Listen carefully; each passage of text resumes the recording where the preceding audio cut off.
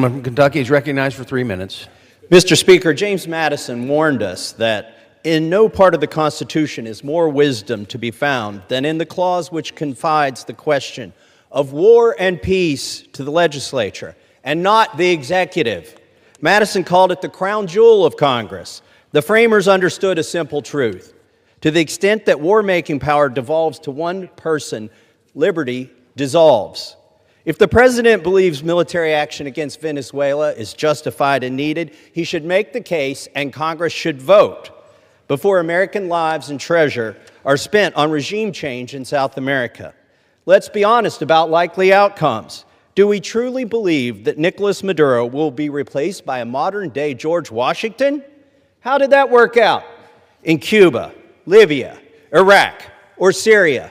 Previous presidents told us to go to war over WMDs, weapons of mass destruction, that did not exist.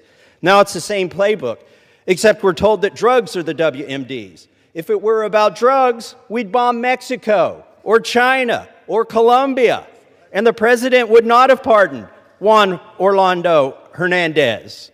This is about oil and regime change. And when it comes to regime change, we've already been down this road with Venezuela with nothing to show for it. In 2019, we recognized Juan Guaido. We seized their embassy here in D.C. We were told that regime change was imminent. Years later, Maduro remains in power. Today, we're told to place our hopes in other exiled figures. Edmundo Gonzalez and Maria Corina Machado. I wish them well, I do. But Congress should not express moral sympathy in the form of a blank check for military escalation and American lives. And let's take a moment to acknowledge the contradiction at the heart of this policy.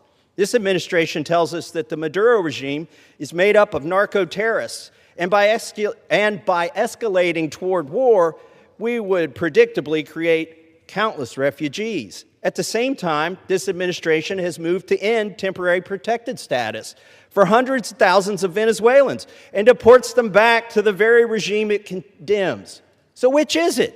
Are we prepared to receive swarms of the 25 million Venezuelans who will likely become refugees and billions in American treasure that will be used to destroy and inevitably rebuild that nation?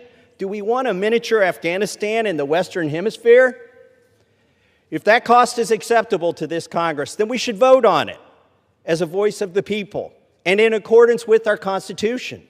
And yet today, here we aren't even voting on whether to declare war or authorize the use of military force. All we're voting on is a war powers resolution that strengthens the fabric of our republic by reasserting the plain and simple language in the Constitution that Congress must decide questions of war. I urge support for this resolution, and I yield back. Gentleman, time has expired.